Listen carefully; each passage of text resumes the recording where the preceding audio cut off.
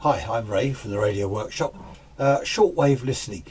Yes, shortwave listening. A lot of people say, oh, there's nothing on shortwave anymore. If you tune around during the day, you might think that to be the case. There's not a lot around during the day because of propagation. A customer picked up a radio I'd done for him some time ago, a few months ago, and he said, oh, can I have a tune around on shortwave? Long and medium wave were fine. And I had a decent aerial on it, and he tuned around. He said, well, there's nothing there. I forget what frequencies it covered on shortwave. But he said, well, there's nothing. Shortwave doesn't work.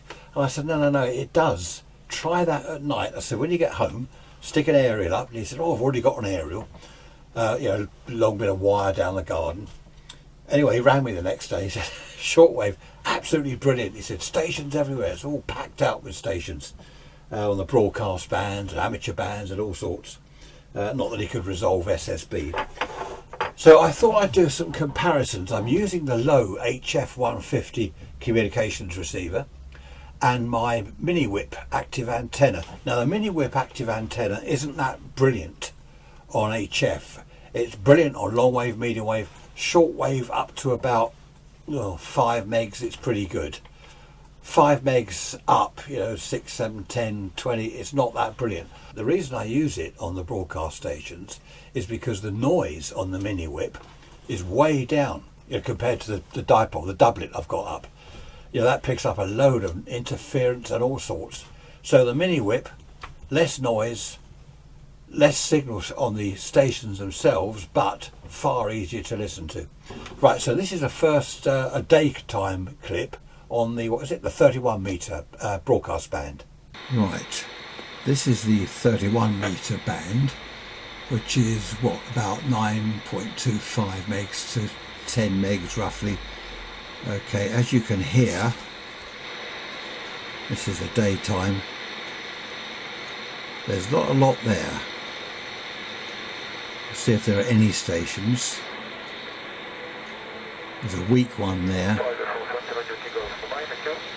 That's something else, ignore that.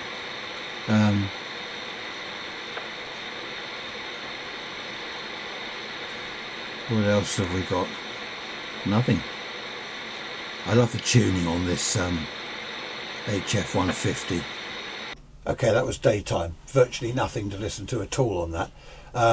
Go to the nighttime clip now and you'll see the difference. It's not completely dark. I think I say in the clip it's about 9 o'clock at night. We're on BST, so as far as the sun's concerned and the ionosphere, it's 8 in the evening. So it's very, very early. But a lot of stations are starting to come in. Have a listen. Oh, there's a strong station. Really strong. Sorry about the lighting.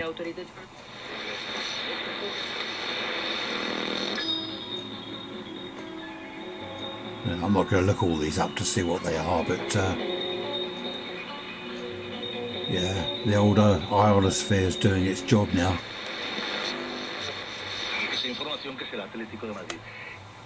Later tonight when it's dark, this really will be packed with stations.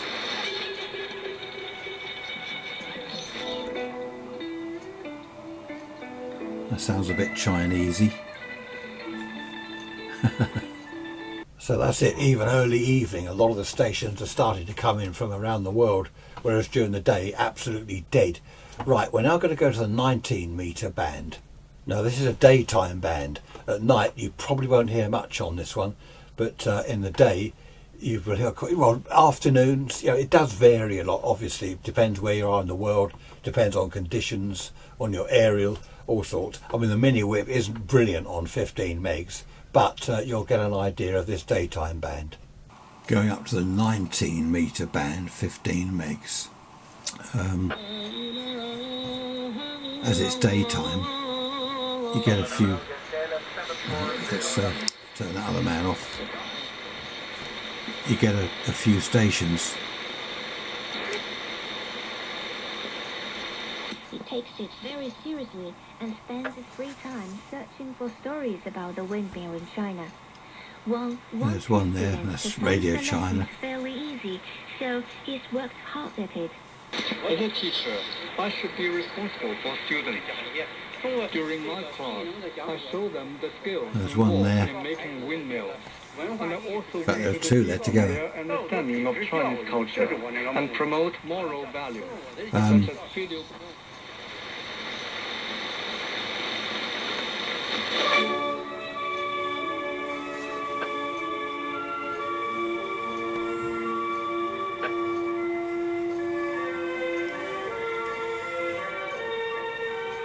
Right, that's 15180.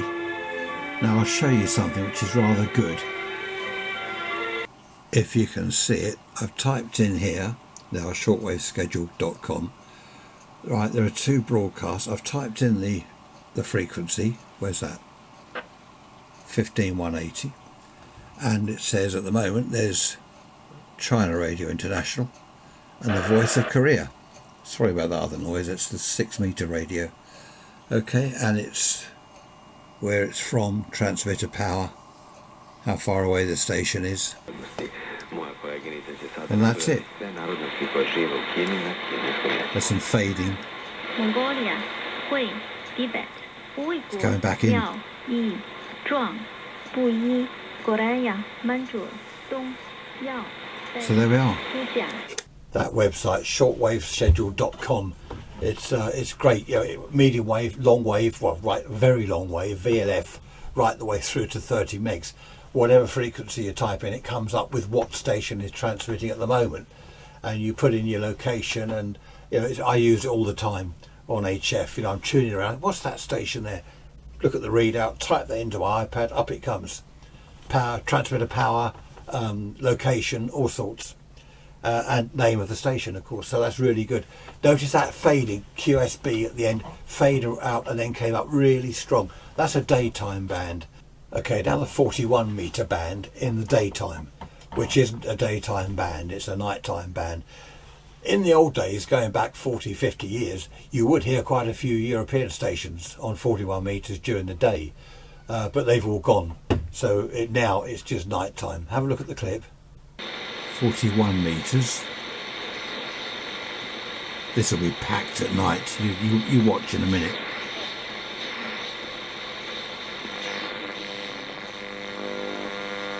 Interference.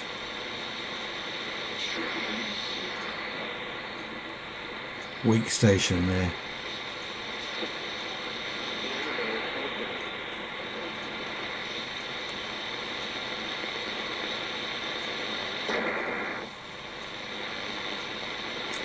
Right, let's leave it there. So the band's completely dead during the day. Let's have a look at night time. Right, it's now just gone 9 o'clock. And this is the 41 meter band. There's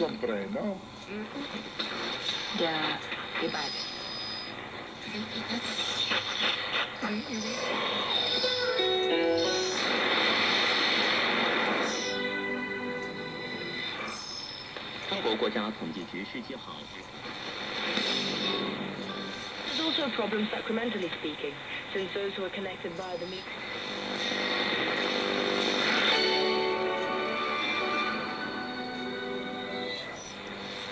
And tetanus.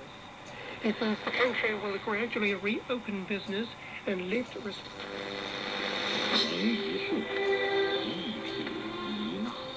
I didn't go through the whole band, it would take too long, but of course as the evening went on and on, got darker and darker, more and more stations were available on the band. So it just shows you, the difference between daytime bands and nighttime bands. There is that sort of bit in the middle, the kind of grey area. An old kind of rule of thumb, which doesn't always apply, is nighttime bands below 10 megs, daytime bands above 10 megs.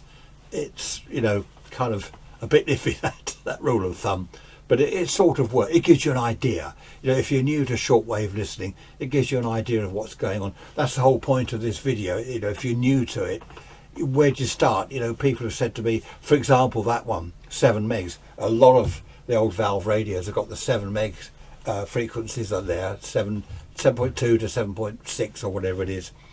And in the daytime, that's the one people tune around. Oh, there's nothing, shortwave doesn't work. No. Try it at night with a proper aerial. tried at night. I did actually put my doublet, my big aerial on with the aerial tuning unit. I tuned it all up. I didn't video it because there's not much point. It's loads of stations, a lot louder, quite a bit more interference as well, but the stations were a lot louder. Just going to switch over to my Linko transceiver now. Still on the mini whip aerial. I've got it switched between the two.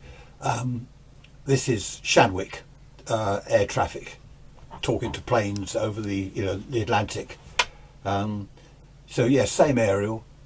Just a quick video clip of what things there are on shortwave other than broadcast stations. Copy. Continuing direct Dublin. VHF for Shannon when in range is 122.980. Semi. Even though shortwave bands are nothing like the old days, there's still plenty to listen to. With a half decent receiver and a half decent aerial, especially at night. Bit of a thunderstorm going on. This is, 490 kilohertz. I was tuning around to the non-directional beacons, and I just thought I'd let you hear the thunder, the static. I used to love this noise when I was early teens, tuning around at night. You'd hear static from thunderstorms miles away, thousands of miles away.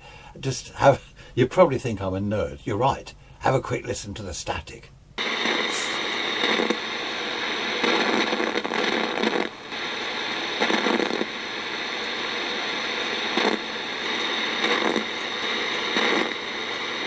Just have a quick look on medium wave now to radio Guernsey and Jersey, BBC Guernsey, BBC Jersey.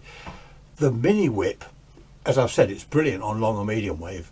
But if you're going to get one of these aerials, it does need height, a lot of height. Mine's only about 23 feet and it's working extremely well at that height. You might have thought on the shortwave bands there's a bit of hiss. What it is, I'm using the internal speaker. I usually use an external one, which doesn't sound so tinny and hissy. That's why you might think the audio quality is not brilliant. Also, of course, it's on the camera's microphone, which isn't brilliant. But very quick look at medium wave. Tried to improve the lighting. I don't know whether it's worked. This is Guernsey, BBC Guernsey, at 1:30 in the afternoon. And that'll be coming forward over the next few days. Not bad. Next week. Let's go to Jersey. That's Jersey. Not bad. I'm going to try those at night. That's why I'm doing this. I'm going to try those at night. We'll see what the difference is. Well, at night, forget Guernsey and Jersey. So many stations from around Europe and probably further afield. Medium wave is jam-packed. I'm not going to show you that because you're going to sit here all day and you're thinking, well, when's he going to shut up? It's getting boring. So yeah, have a listen around shortwave. Shortwave listening isn't dead by far from it. It's not dead at all. There's marine stuff. There's ships in the North Sea. The 4 meg marine band. There's other marine bands. Aircraft traffic. Amateur radio, of course. Of course, the little low HF 150 receiver has got sideband, so you can resolve SSB signals. 30 kcs up to 30 megs, all modes. So absolutely brilliant. Okay, I hope I haven't bored you too much. I'm not going to go into different aerials and different receivers and all that. That's not what this is about. It's just to introduce you to shortwave listening, or kind of rekindle your interest in shortwave listening if you went off it years ago, and I know a lot of people did. So have a go. Right, is that it? I think so. Hope you've enjoyed the video. Thanks for watching as always. I'll see you next time. Bye bye for now.